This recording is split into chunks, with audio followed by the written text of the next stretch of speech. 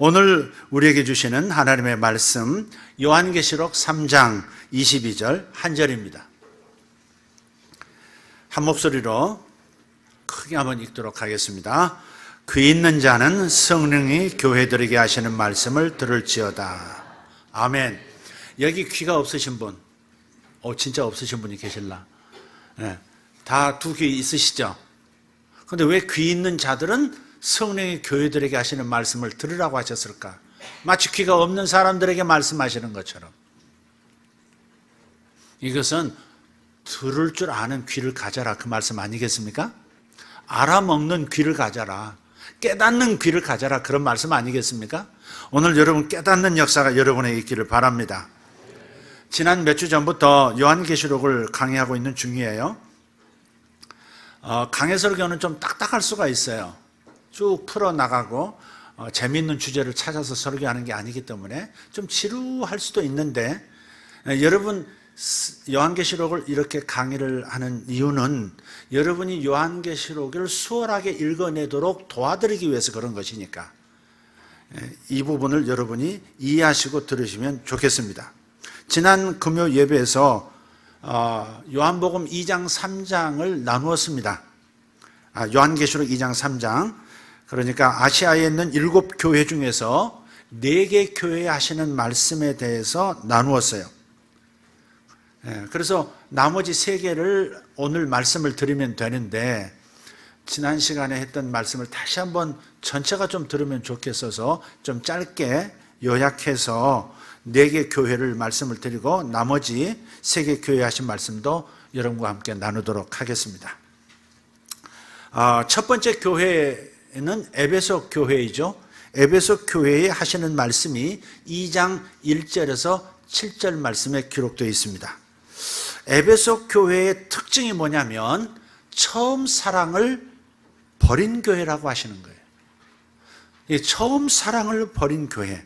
우리는 이 부분을 읽을 때마다, 이야기할 때마다 가슴이 덜컥해집니다. 말씀을 전하는 저도 내가 예수님을 처음 믿고 감격해하던 그 감격이 일정 부분은 사라진 부분이 있거든요. 놓친 부분이 있거든요. 그러니까 처음 사랑을 잃어버린, 처음 사랑을 버렸다라고 말씀하실 때 제 가슴이 철렁하고 나 자신을 돌아볼 수밖에 없는 겁니다. 아마 여러분도 다르지 않으시리라 생각을 해요. 그런데요, 하나님께서는, 예수님께서는 먼저 잘하고 있는 점을 칭찬하세요. 우리는 지적부터 하는 버릇이 있는데, 그렇잖아요. 부모가 자식을 항상 지적부터 하잖아요. 잘하는 걸 칭찬하지 않고 지적부터 한다는 말이에요. 성적표를 받아도 성적표가 지난 학기보다 훨씬 좋아졌는데도 국어 과목이 왜 이러냐, 이렇게 나온다는 말이에요. 그러니까 말 안 해, 나, 이렇게 된다고요, 자식들은. 우리는 사람은 그런데 우리 주님께서는 먼저 에베소 교회가 잘하고 있는 점을 칭찬부터 하세요. 우리 이거 배워야 할 줄 믿습니다. 거짓의 사람들을 잘 가려낸 교회였고요, 주님을 위해서 귀한 사역도 많이 했던 교회였고, 외부로부터 오는 박해도 잘 견뎌낸 교회였습니다. 1세기 로마로부터 엄청난 박해가 있었거든요. 죽기도 하고요. 그런데 잘 견뎌냈어요. 그래서 칭찬하십니다. 그런데 문제는 너무나 올바름을 주장하고 하나님의 법을 강조하고 규율을 요구하고 정통을 부르짖다가 교회 안에 그만 사랑이 식어져 버린 거예요. 법 하다 보면요, 항상 법의식을 하다 보면 사람의 사랑이 식어져요. 서로 사랑도 식어지고. 그러나 교회 안에서는 첫 번째는 하나님에 대한 사랑도 식어지는 겁니다. 예수님에 대한 사랑이 식어졌고, 그 사랑이 식어져 버리니까 자연적으로 교회 안에서 형제 자매 사이의 사랑도 메말라 버린 겁니다. 이처럼 하나님에 대한 사랑이 식으면 사람과의 관계 속에 문제가 반드시 생긴다는 점 기억해야 합니다. 내가 왜 자꾸 사람하고 갈등이 일어나지? 그건 하나님과의 사랑이 약해져서 그래요. 성탄절 때 외치는 목소리가 있습니다. 하늘에서는 하나님께 영광이요, 땅에서는 사람들 속에 평화로다 그랬단 말이에요. 그러니까 평화가 깨지는 이유는 먼저 하나님께 돌리는 영광을 놓치기 때문에 그런 겁니다. 순서가 중요해요. 하나님께 영광, 그리고 그 영광 돌림의 축복으로 인해서 사람들 속에서 평화가 이루어지는 거예요. 그러니까 먼저 하나님 사랑을 놓치면 사람과의 관계 속에도 문제가 생긴다. 왜 가정에 요즘 문제가 많아졌느냐? 왜 부부 사이에 문제가 많아졌느냐? 어쩌면 아니 거의 틀림없이 하나님에 대한 사랑, 예수님에 대한 사랑과 감격을 놓친 겁니다. 그분에 대한 사랑이 녹아내리면요, 저절로 사람에 대한 사랑이 불처럼 일어나는 겁니다. 여러분 다 경험하신 일입니다. 예수님 덕분에 내 영혼이 살아났는데 살려주신 그 사랑을 망각하면 자신이 스스로 잘해내는 사람인 것처럼 착각하게 돼서 자기의의가 불쑥 일어납니다. 내 스스로 힘으로 내가 잘하고 있어, 이게 올라오면, 자기의의가 일어나면 그 다음은 뻔해요. 형제 자매들의 모습을 보면서, 말을 보면서 삐딱하게 해석합니다. 저 형제는 저것밖에 못해? 저 자매는 왜 저러는 거야? 항상 이러한 어떤 눈으로 바라보게 되는 거예요. 주님께서는 바로 이 지점을 가리켜서 회개하지 않으면 촛대를 옮기겠다는 거예요. 요한계시록에서 촛대가 뭡니까? 초 바치는 거? 촛대가 뭐예요? 그걸 교회라고 했습니다. 교회를 옮겨버리시겠대요. 교회를 옮겨버리신대요. 성도들을 옮긴다는 말이 아니고 교회 자체가 촛대인데, 촛대를 옮긴다는 말은 진짜 교회가 교회되게 만드는 스피릿이 다른 데로 가버린다는 거예요. 그럼 여기는 교회인 것 같지만은 교회가 아닌 교회가 되어버리는 거예요. 그냥 인간들의 모임이 되어버리는 겁니다. 하나님의 생명도 하나님의 역사도 사라져버린 교회가 되고 겉껍데기만 남은 교회가 되어버리는 거예요. 이게 촛대를 옮긴다는 말이에요. 무서운 말이죠. 그래서 우리가 첫사랑을 놓치지 않는 것, 처음에 감격을 놓치지 않고 신앙생활하는 것, 이게 너무 중요한 거예요.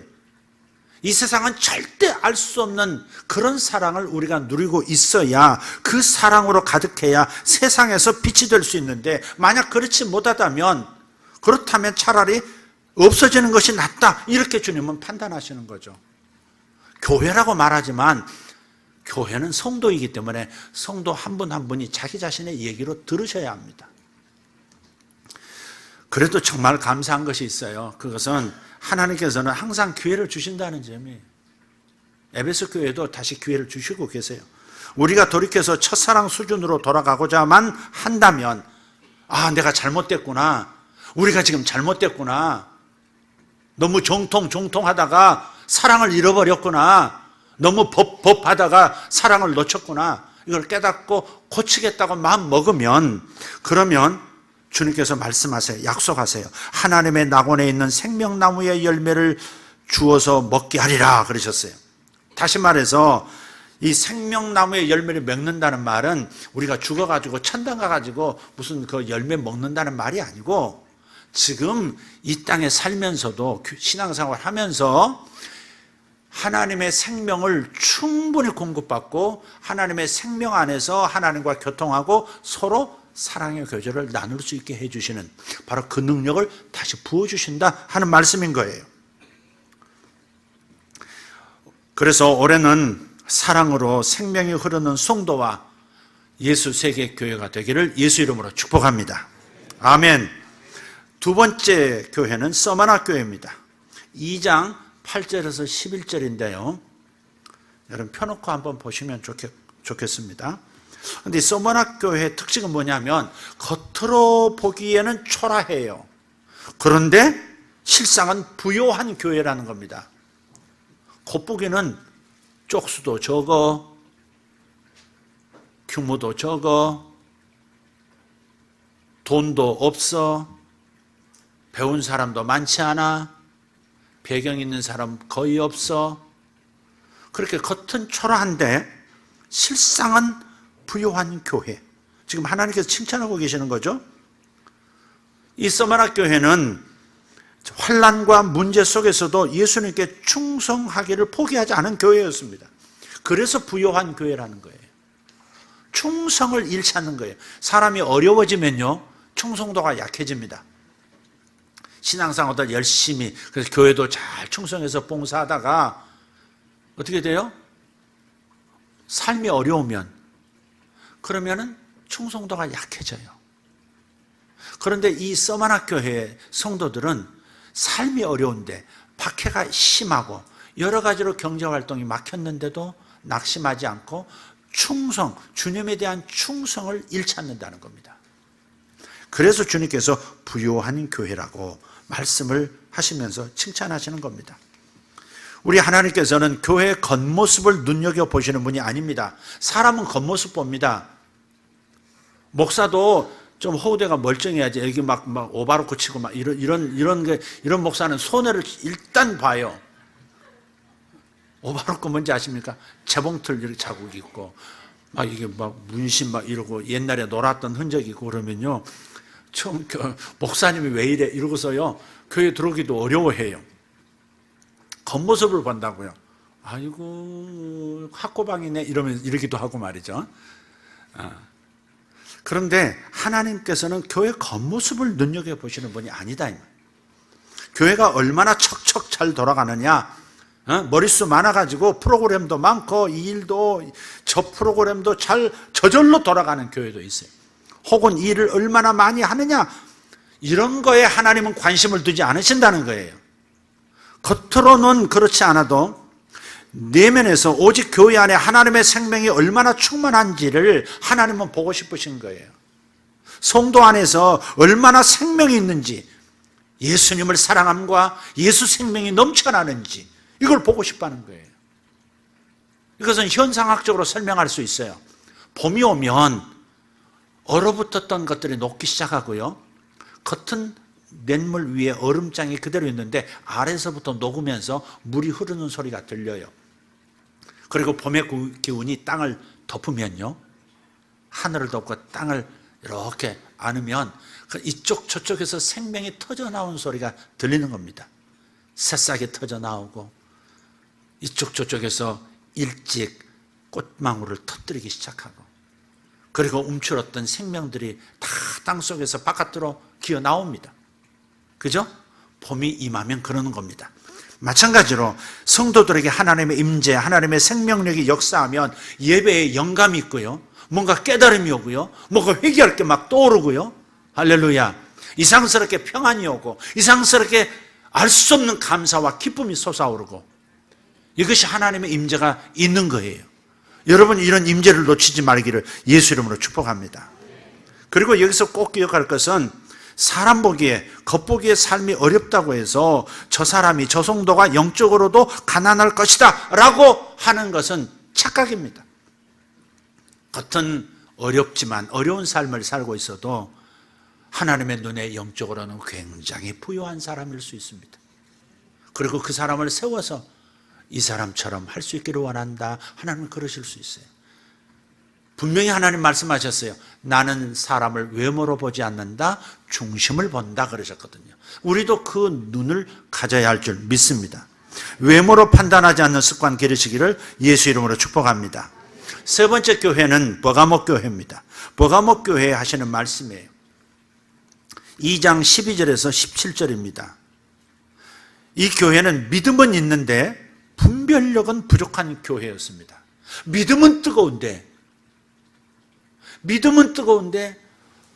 요 아다마가 이게 조금 안 돌아가는 겁니다.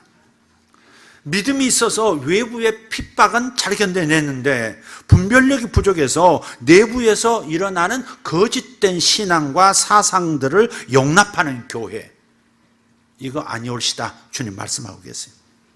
이 버가모 교회는 버가모라는 지역에 세워진 교회를 말합니다.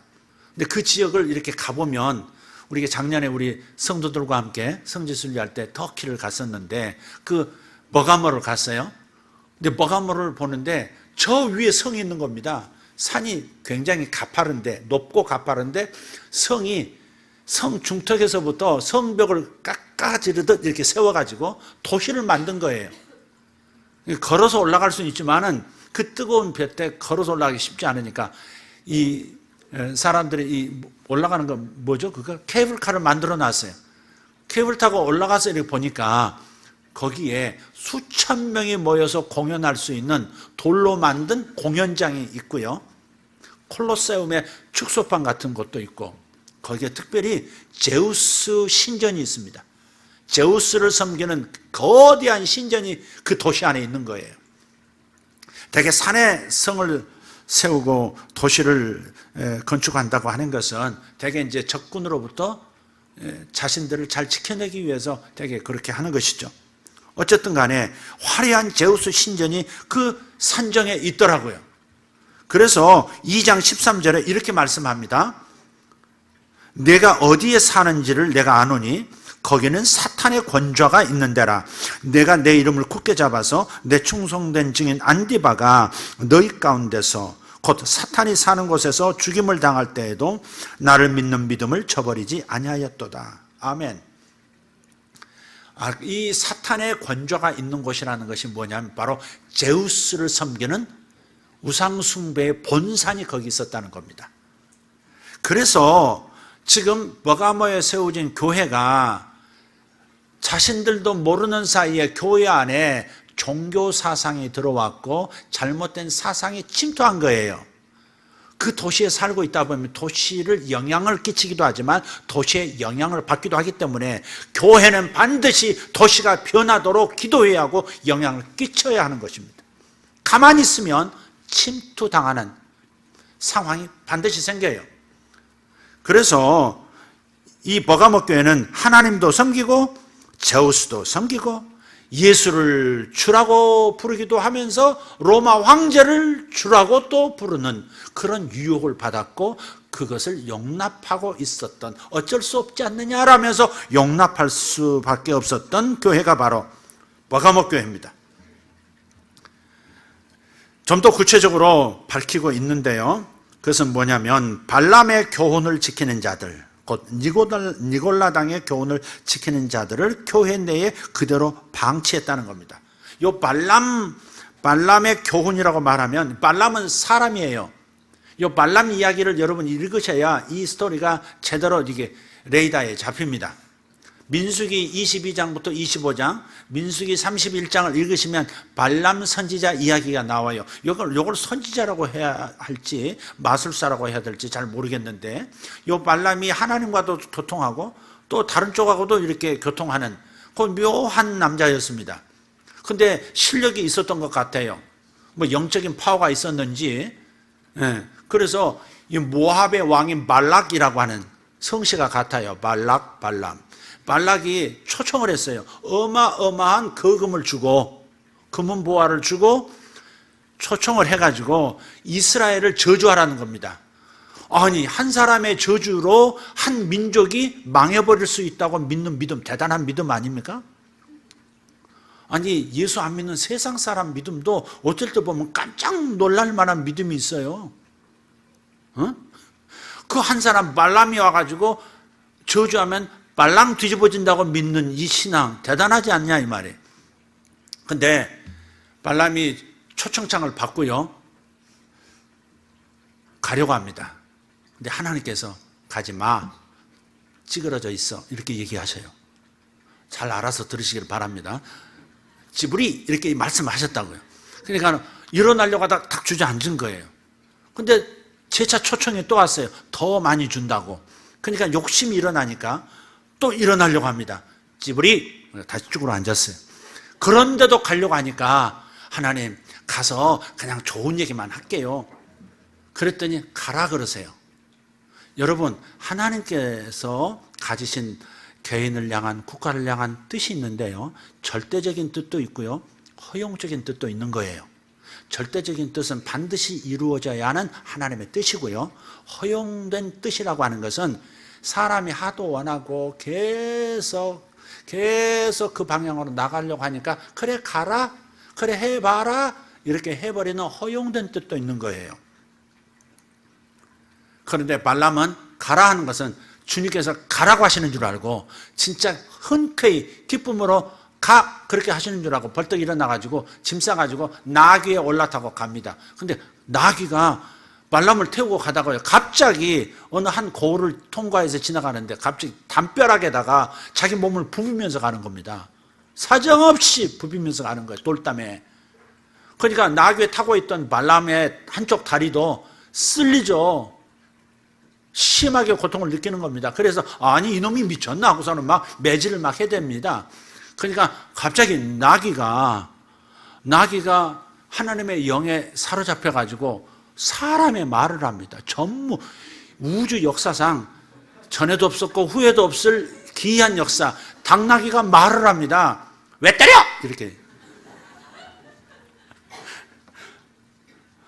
아빠 나 왜 때려? 그러듯이 왜 때려? 이렇게 나오는 겁니다. 지금 왜 나를 때리냐? 너 눈 달렸는데 저 앞에 천사가 당신을 죽이려고 칼을 빼들고 서 있는 거 안 보이냐? 내 눈에는 보이는데. 이렇게 당나귀가 말을 하는 거예요. 그래가지고 발람이 아 그렇구나 하고서 미안하다 그래요. 그래도 그러면 주님께서 가라 하셨지만 기뻐하시지 않는다는 것을 알았으면 돌아와야 할 텐데 어떻게 해요? 이 돈에 대한 욕심 때문에 끝까지 가는 겁니다. 돈이 우상이 되면 하나님 목소리도 안 들리는 겁니다, 이게.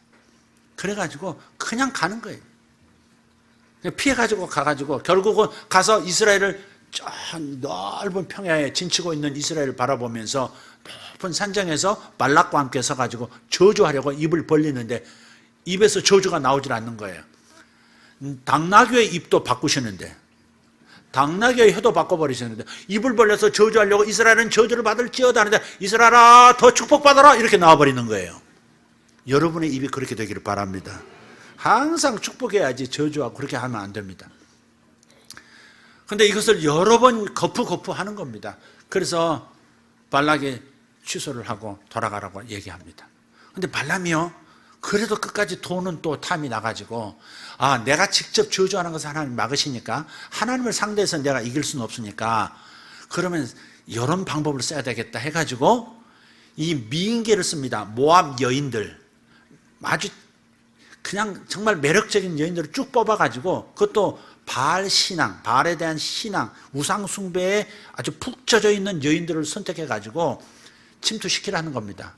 아니나 다를까 광야 생활 오래 하고 이제 가나안 땅을 앞두고 있었던 그 이스라엘 사람들이 그냥 미인들을 보고서 그냥 이방 여인들하고는 절대 함께해서는 안 되는데 그냥 일을 저지르고 만 거예요.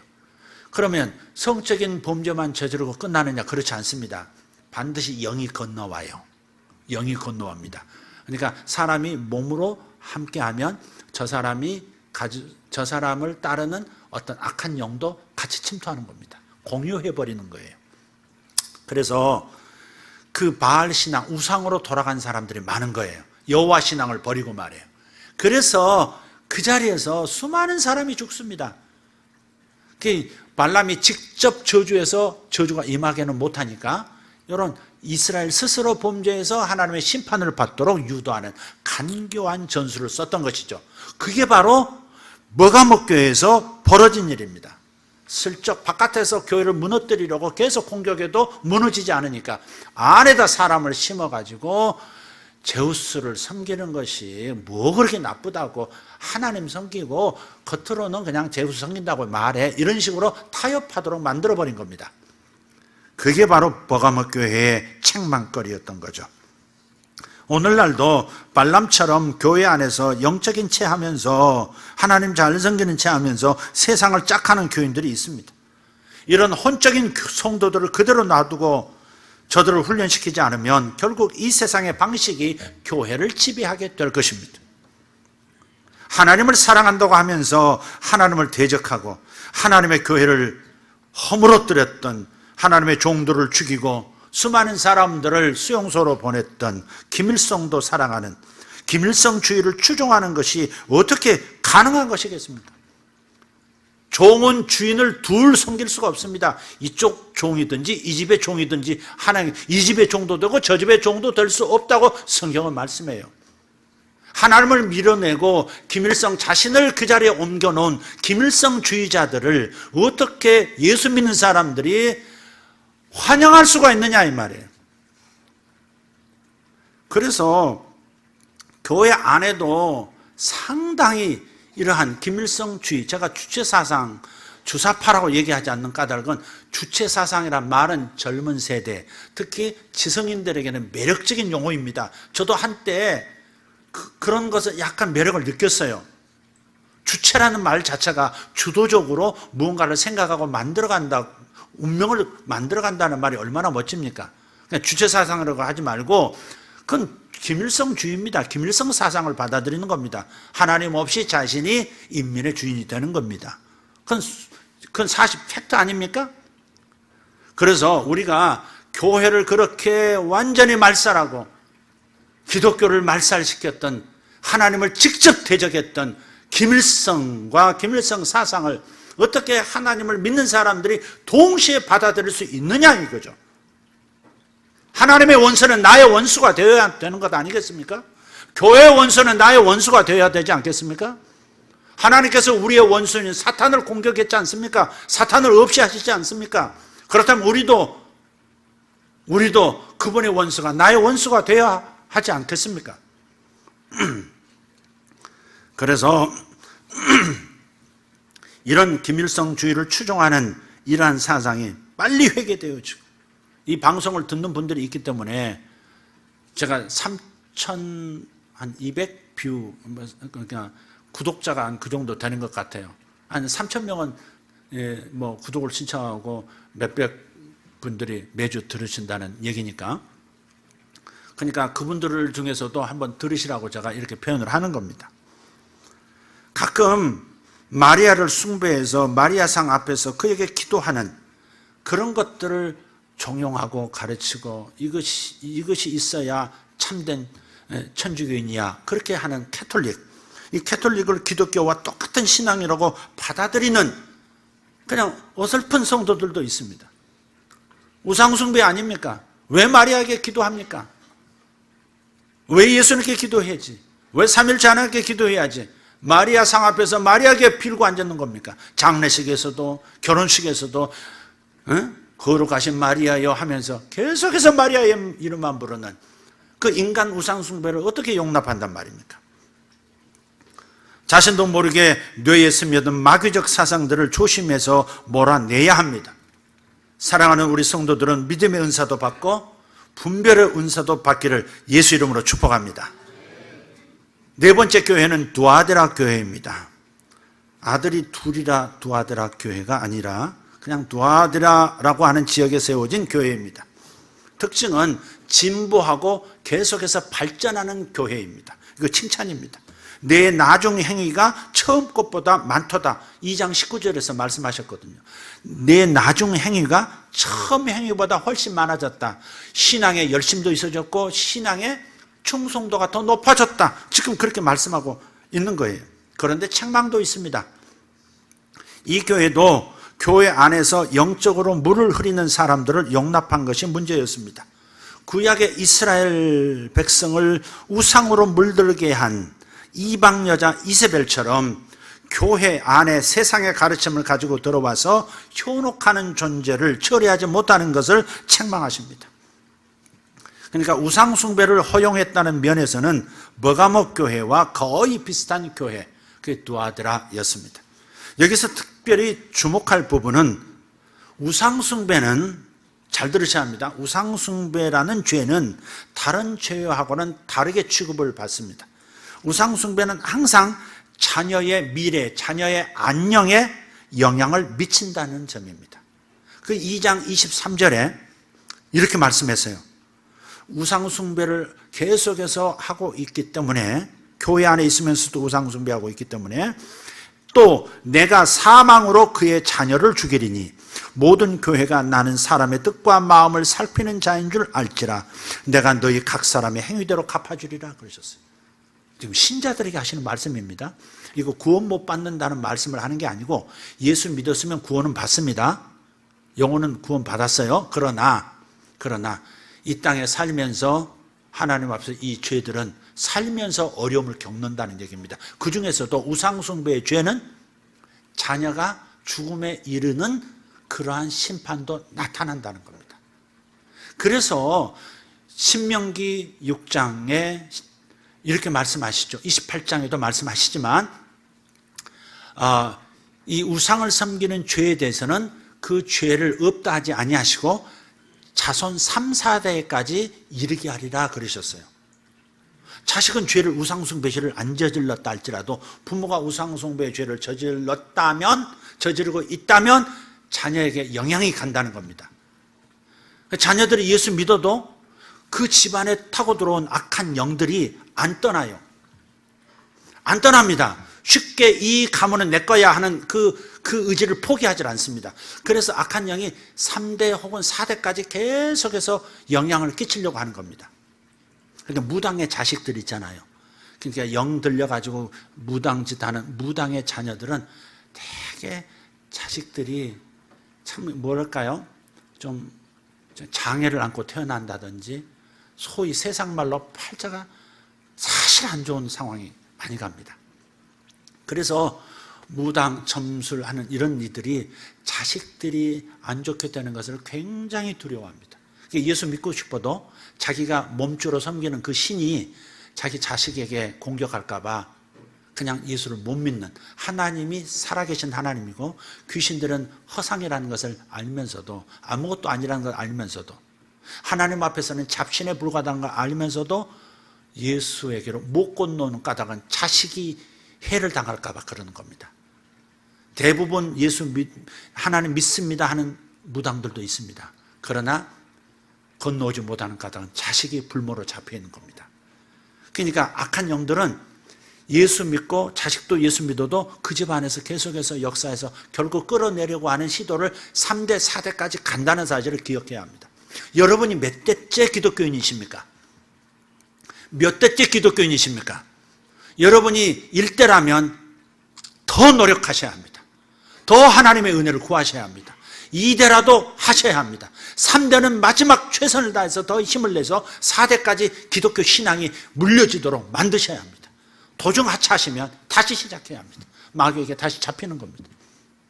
그래서 전에 말씀드렸죠.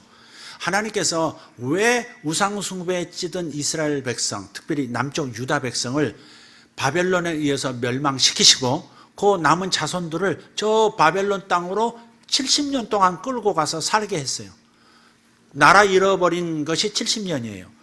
여러분 일찍 결혼하는 고대 세계를 생각하면 여러분 20대에 결혼한다고 합시다. 20에 결혼해서 자식 낳고 또 20에 그 자식이 또 자식 낳고 그러면요 대개 3대 4대 동안 저 바벨론에 가 있었던 겁니다. 다시 말해서 그때 당시 가나안 땅에 있었던 그 무서운 바알 종교에 찌들려 있고 바알의 영이 들어가 있었던 이스라엘 백성에게서 완전히 악한 영까지 쫓아내버리는 기간이 바로 70년 유배 생활인 겁니다. 다시 깨끗해지고 귀신들까지 다시 몰아낸 다음에 다시 고토로 돌아오게 하신 거예요. 이해가 되시면 아멘 합시다. 그래서 이 우상숭배에 대해서는 자녀에게까지 영향을 끼친다는 사실을 생각하면 절대 우상숭배에서 벗어나도록 아이고 내가 예수 믿으면 됐지 그렇게 끝나면 안 되고 우리 아직도 불자이신 우리 아버지 아직도 저 미신의 그 무당 찾아다니는 우리 어머니 빨리 끄집어내셔야 합니다. 동의하시면 아멘 합시다. 사랑하는 성도 여러분은 자녀들을 위해서라도 끝까지 믿음을 가지고 충성하시기를 예수 이름으로 축복합니다. 5번째 교회가 무슨 교회죠? 무슨 교회죠? 이제 좀 여러분도 찾아봅시다. 사대교회. 사대교회. 사대교회의 특징은 뭐냐면 한마디로 말하자면 교회라는 간판은 있는데 교회라고 할 수 없는 교회. 와, 심각한 얘기 아닙니까? 교회라는 간판은 있는데 교회가 아니에요. 숫자는 많은데 이 말씀에 보면 3장 1절에서 6절을 보면 생명책에 이름이 기록된 사람이 단 몇 명밖에 안 되는 교회랍니다. 그러니까 교회에 사람이 많다고 해서 다 구원받았다라고 말할 수 있느냐? 자신할 수 없어요.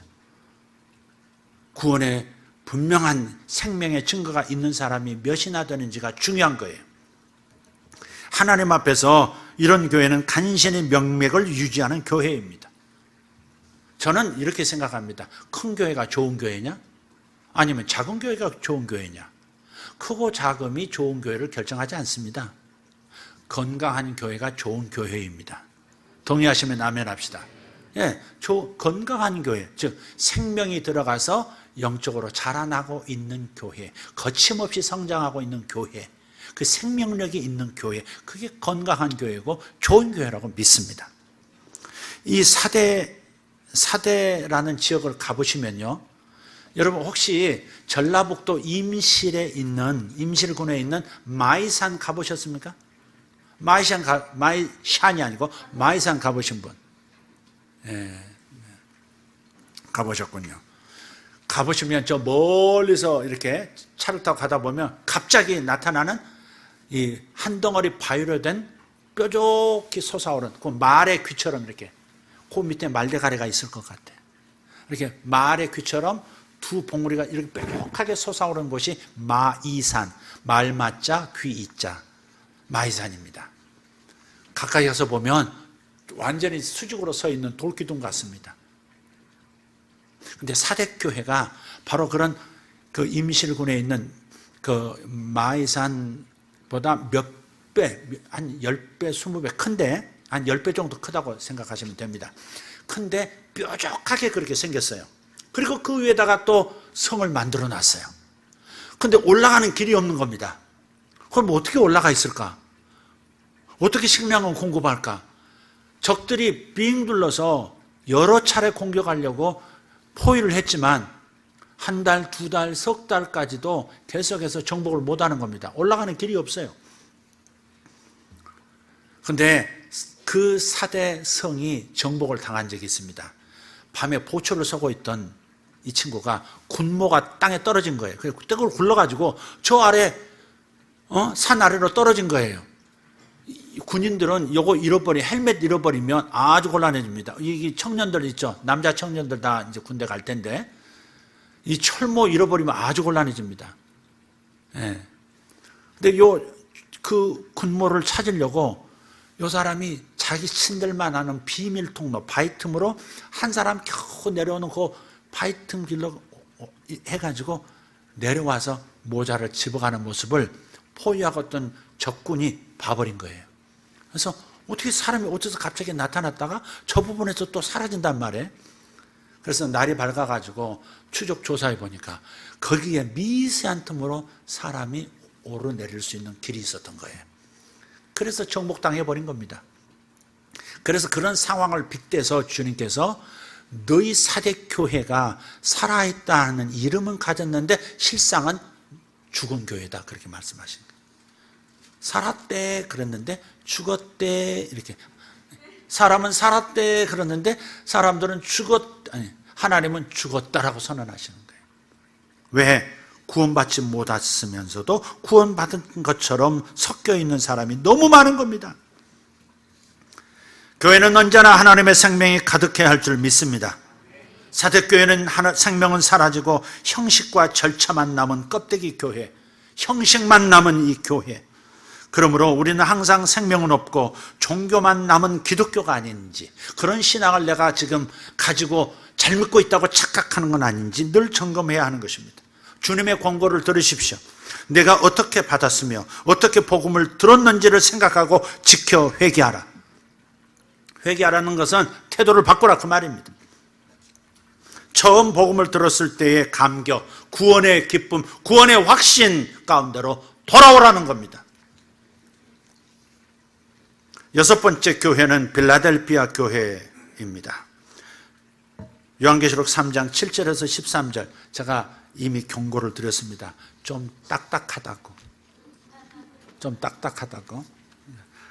이게 딱딱한 것은 깨먹으면 되는 겁니다. 깨 드시는 마음으로 호도알 깨 드시는 재미로 들으시면 되겠습니다. 이 빌라델피아는 뜻이 형제사랑입니다. 형제사랑. 이 7개 교회 중에 칭찬만 있고 책망이 하나도 없는 유일한 교회가 필라델피아입니다. 이름값 하는 겁니다. 필라델피아 교회. 저 미국에도 필라델피아가 있지 않습니까? 네. 근데 이 필라델피아도 외형적으로는요, 서마나 교회처럼 초라하고 연약한 교회였습니다. 여기 말씀을 보니까 너희가 적은 능력으로 그랬어요. 너희가 적은 능력을 가지고 믿음을 배반하지 않았다 그랬거든요. 적은 능력. 겉으로는 초라하고 미약한 교회였지만 항상 예수님을 드러내는 교회였습니다. 이런 교회는 하나님께서 항상 하늘에 열린 문을 두셔서 예수님을 더 드러낼 수 있도록 은총을 마구마구 부어주시는 거예요. 여러분 회사에서 어떤 사람을 승진시키십니까? 여기 사장님들 계시죠? 어떤 사람을 고용하고 어떤 사람을 승진시키십니까? 뭘 맡겨도 척척 해내는 사람, 뭘 해도 다른 사람보다 잘 해내는 사람, 탁월성 있는 사람, 그리고 성실한 사람, 이런 사람을 승진시키고 이런 사람을 내가 회사 옮겨도 데리고 가고 싶어 하지 않습니까? 세상에서도 그러하지만 하나님도 마찬가지. 하나님도 농부시라 그러셨어요. 당신의 포도원에 어떤 포도나무는 열매를 많이 맺고 어떤 포도나무는 열매가 기다려도 적고 없고 부실한 겁니다. 그러면 어디에 더 신경 쓰겠습니까? 처음에는 부실한 거 신경 써줍니다. 그러나 한 해가 지나고 두 해가 지나고 3년이 됐는데도 열매 맺지 못한다면 주님의 관심은 온통 열매를 많이 맺는 그 나무에 더 거름 주고 더 관리 들어가는 겁니다. 왜? 농부니까. 수확을 기대하는 농부니까. 마찬가지 사람도 그렇고 교회도 그렇고 주님을 많이 드러내는 성도요, 주님을 많이 드러내는 교회라면 하나님께서 더 많이 드러낼 수 있는 특별한 은사와 특별한 능력과 특별한 복을 부어주시는 줄 믿습니다. 여러분 지혜 있게 신앙생활 하기를 예수 이름으로 축복합니다. 할렐루야. 생명으로 가득하게 된 이런 교회를 통해서 하나님께서는 생명과는 담을 싼 도저히 돌아올 것 같지 않은 그 불가능할 것 같은 사람도 굴복시키시는 거예요. 9절에 보니까 몇 사람을 항복시켜가지고 너희들을 반대했던 몇 사람을 내가 감동해가지고 너희 앞에 와서 무릎 꿇고 잘못했습니다, 스미마생 그렇게 하도록 만들어주겠다고 약속하시는 거예요. 이런 교회가 하늘에 속한 교회고 참된 교회인 겁니다. 겉은 연약해도 진짜 생명이 꿈틀거리는 교회. 마지막입니다. 7번째 교회는 라오디게아 교회입니다. 3장 14절에서 22절입니다. 이 교회의 핵심 특징은 좀 이상합니다. 주님을 구역질 나게 하는 교회입니다. 주님이 구역질 난다 하는 교회가 세상에 있어요. 여러분 1세기 때 사도들에 의해서 직접 세워진 교회도 구역질 나는 교회가 있다면 이 시대는 없겠습니까? 생각해야 될 일입니다. 왜 구역질이 나느냐? 미지근하다는 겁니다. 신앙이 뜨겁지도 않고 차갑지도 않는 미지근한 성도, 미지근한 교회. 내 입으로부터 너를 토하여 버리고 싶다 하는 겁니다. 그것은 구원받지 못한다하고 좀 다른 얘기예요. 내가 너를 쓰지 못하겠다 그런 거예요. 뜨거워야 쓰지. 신앙이 뜨거워야 뭔가 사용하지. 살살 눈치나 보면서 하는 척만 하고 그건 쓸 수가 없는 사명 감당 못할 교회라는 겁니다. 그래서 주님께서 토하여 버리고 싶다 그렇게 말씀하고 계세요. 근데 라오디게아 교회는 왜 이런 미지근한 교회가 되었을까? 이것도 사대 교회처럼 배경이 있어요. 뭐냐면 이 라오디게아라고 하는 이 도시는요, 지금 발굴이 독일 사람에 의해서 발굴이 됐는데요, 해년마다 한 500m씩 1km씩 막 발굴이 더 되는 겁니다. 어마어마하게 큰 도시인 거예요. 고대 도시로서는 어마어마합니다. 다시 말해서 엄청난 돈이 몰려드는 도시가 라오디게아였단 말이에요. 몇 가지가 있는데 첫째는 거기는 병원이 많이 세워졌고요. 그 의약품들, 그러니까 특별히 안질에 아주 그냥 잘 듣는 약을 개발을 해가지고요, 유럽 전역에서 그 약사로 오고 말이죠, 수출하고 그랬던 도시입니다. 그리고요, 도시 바로 가까이에 온천이 어마어마한 좋은 온천이 솟아나오는데요, 야, 차를 타고 이렇게 가면서 보니까 산 하나가 그 더운 여름에 산 전체 중턱부터 아래까지가 눈으로 덮여 있는 거예요. 저 산은 왜 이렇게 눈으로 덮여 있느냐고. 그것도 꼭대기에 덮여 있어야 이게 맞는 건데 중턱부터 이 아래쪽까지 눈이 덮여 있는 거예요. 저거 왜 그래요? 그랬더니 저게 바로 눈이 아니고 이 온천이 솟아 나오면서 석회들이 이렇게 굳어가지고 점점 땅을 덮으면서 그렇게 굳어진 거라는 겁니다.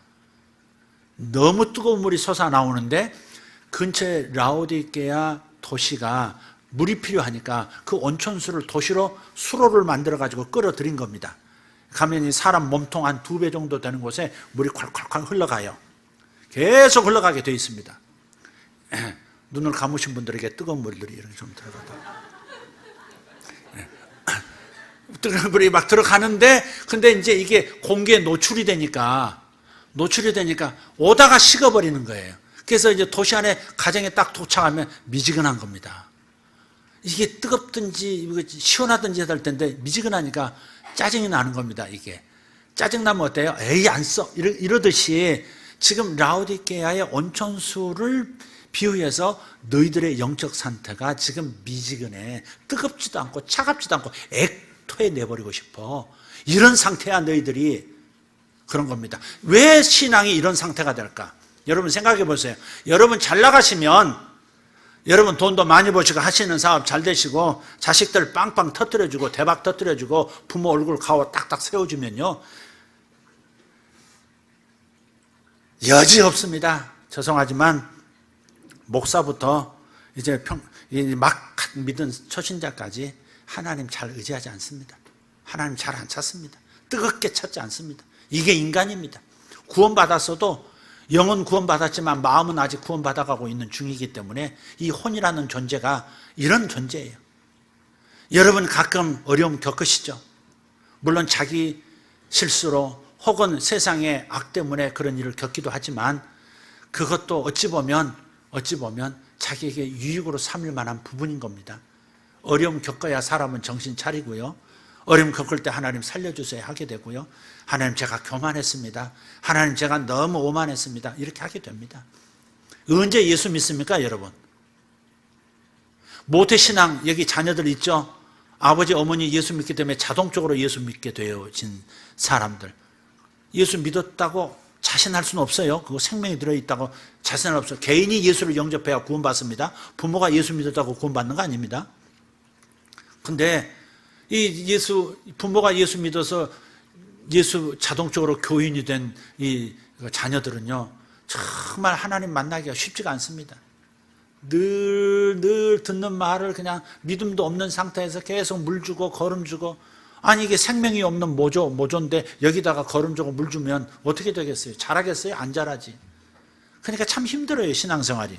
그래서 그러한 청년들, 그러한 우리 청소년들은 빨리 개인이 하나님 앞에서 깨닫고 예수님을 영접하시고 구원받기를 예수 이름으로 축복합니다. 할렐루야.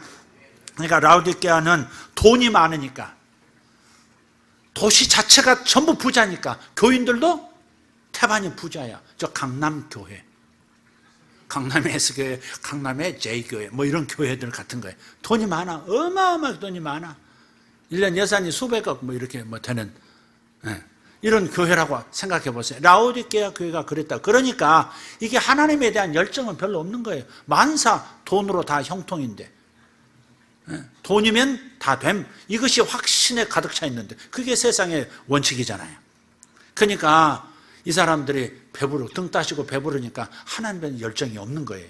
그렇다고 안 믿을 수는 없고, 예수 믿긴 믿었는데 이게 세상도 좋고 교회도 뭐 신앙도 좋고 이런 상황이니까 이게 미지근하게 돼버린 거고, 그래서 하나님께서, 주님께서 너는 부자라고 스스로 말하지만, 부족한 것이 없다고 말하지만 내가 볼 때 너는 공고하고 내가 볼 때 너는 가련하다, 비참하고 불쌍하다, 너는 가난하다, 눈이 멀었다, 영적으로 벌거벗었다, 그렇게 말씀하는 거예요. 오늘 말씀이 세서 내가 센 거지 제가 센 거 아닌 거 아시죠? 말씀이 오늘 센 겁니다. 자신이 아니올시다인 것을 알면 심각하게 고민이라도 할 텐데 부족함이 없다고 스스로 착각하니 변화될 가능성이 희박한 교회인 것이죠. 그래서 라오디게아 교회는 스스로 착각하는 교회, 주제 파악이 안 된 교회라고 말할 수 있습니다. 겉은 괜찮지만 노프라블럼이지만 실은 영적으로 눈이 먼 교회입니다. 그래서 안약을 사서 눈에 발라라, 옷을 사서 걸쳐라, 그렇게 말씀하시는 거예요. 이렇게 적당히 예수를 믿으면서 자기 만족에 빠진 교회, 미지근한 교회를 예수님은 사용하실 수가 없어서 차라리 토해서 차갑게 만든 다음에 다시 밑바닥 구르고 올라오는 게 낫겠다. 그래서 토에 내치겠다는 거예요. 구원 안 시키겠다는 말이 아니라 차라리 그냥 너 은혜 없는 곳으로 그냥 나가 떨어져 버려. 그래서 거기서 그 괴로움을 네가 경험하고 네가 다 잃어버린 다음에 올라와. 이렇게 말씀하시는 거예요, 지금. 여러분, 뜨거운 성도 돼야 되겠어요? 미지근하게 그대로 계셔야 되겠어요? 옆에 분한테 물어보세요. 나한테 말하기 뭐하니까. 정말 한번 물어보세요. 지금 미지근하세요? 뭐 뜨거워서 못 견디시겠어요? 이렇게. 뜨거워서 못 견디시겠죠? 집사님? 네, 그렇게. 자, 흔히 유명한 구절이 있어요. 3장 20절. 볼지어다 내가 문 밖에 서서 두드리노니 누구든지 내 음성을 듣고 문을 열면 내가 그에게로 들어가 그와 더불어 먹고 그는 나와 더불어 먹으리라. 동맹 맺는다 그 말이에요. 지금 요 상황 보세요. 요 얘기는 흔히 종종 불신자 전도용 구절로 오용되는 경향이 있는데요, 사실 아닙니다. 이것은 교회가 예수님과의 뜨거운 생명의 교제를 하지 않고 있어서 미지근해서 예수님을 바깥으로 몰아낸 상황이라는 겁니다. 자기 마음에서 몰아낸 상황이에요. 미지근해서 몰아내고, 돈이 많아서 몰아내고, 편안해서 몰아내고, 상처받아서 몰아내고, 예수님을 바깥에 마음에서 좀 밀어내놓은 상태. 그래서 주님께서 내가 문 밖에 서서 문을 두드린다 그러신 거예요. 왜 나를 몰아내니? 마음을 다시 열고 받아들여 다오. 그러면 너와 내가 연합해서 나의 적 너의 적 다 쓸어버리자. 그렇게 말씀하시는 겁니다. 응? 여기서 식사를 같이 한다는 것은 동맹을 맺는다 그 말인 거예요. 하나님과의 교제가 회복되기를 예수 이름으로 축복합니다. 그리고 그런 성도들에게는 3장 21절, 22절에 특별한 약속이 있다는 것을 기억하십시오. 이기는 그에게는 내가 내 보좌에 함께 앉게 하여 주기를 내가 이기고 아버지 보좌에 함께 앉은 것과 같이 하리라. 귀 있는 자는 성령의 교회들에게 하시는 말씀을 들을지어다. 아멘. 이것은 예수님의 막강한 통치에 나를 참여하도록 역사하신다는 겁니다. 무슨 말이냐? 예수 보좌, 내 보좌, 예수 통치, 내 통치 그렇게 외치라고 말씀드렸죠? 그러니까 예수님의 통치는 모든 악은 쓸어버릴 수 있고 모든 선한 것은 100배로 키울 수 있는 통치의 권세자이세요. 근데 바로 내가 예수님과 함께 보좌에 앉는다는 말은 그 예수님께서 나를 통해서 그런 역사가 일어나게 만들어 주신다는 겁니다. 내가 기도하면 한 사람이 살고 한 가정이 살아나는 역사가 있게 하고 내가 가면 한 가문이 일어서게 만드는 그런 놀라운 통치력이 나타나게 한다는 겁니다. 마귀가 대대로 역사했던 가문에서 귀신이 쫓겨져 나가고 하나님의 영이 역사하시기 시작하고 주의 축복의 계절이 시작하게 되어지도록 하나님께서 보좌의 통치 권세를 내게 위임해 주시는 겁니다. 이런 사람이 기도하면 도시가 살아나고 이런 사람이 기도할 때 나라도 온전하게 회복되는 역사가 있는 것이고 열방이 회복되는 역사도 있는 겁니다. 그러니 우리는 어쩌든지 미지근한 신앙에서 뜨거운 신앙으로 주님을 뜨겁게 사랑하는 마음으로 바로 그 조건을 가지고 주님의 허락을 받고 이렇게 크게 쓰임받는 통치권을 마음껏 행사할 수 있는 세상을 변화시킬 수 있는 트랜스포메이션을 일으킬 수 있는 그런 권능이 있는 성도가 되고 교회가 되자는 말인 거예요. 우리 교회가 그렇게 되기를 소원합니다. 소원합니다.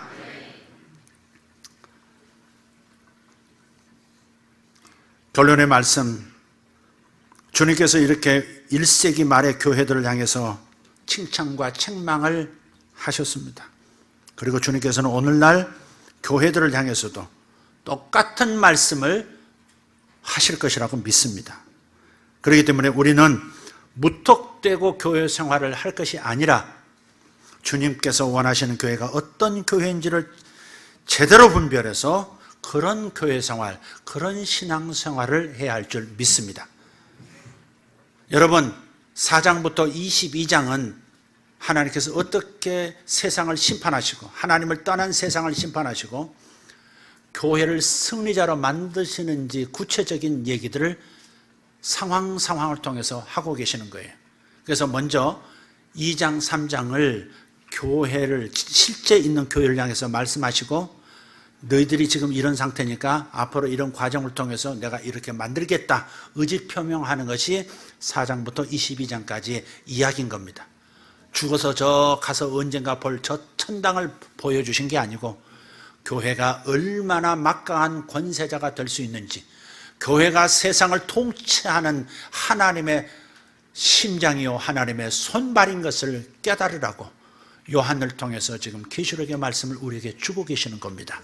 로마 제국을 전복시켰던 이 1세기 교회의 이 막강한 통치권, 이것이 이 시대에도 우리 교회를 통해서 나타날 수 있기를 예수 이름으로 간절히 기대하고 축복하고 또 축복합니다. 기도하겠습니다. 하나님 감사합니다. 오늘 말씀을 들은 모든 성도들 가운데 이 말씀의 깊이에까지 서로 들어갈 수 있도록 제대로 이해하고 제대로 믿고 제대로 적용하고 제대로 사용해서 큰 권능 있는 교회와 성도가 되기를 소원합니다. 그렇게 해주실 것을 믿습니다.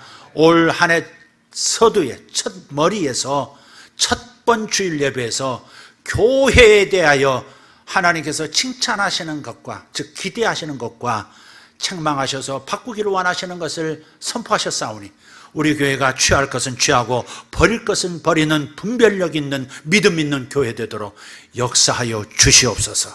성도들을 축복하여 주시옵소서. 예수님의 이름으로 기도하옵나이다. 아멘.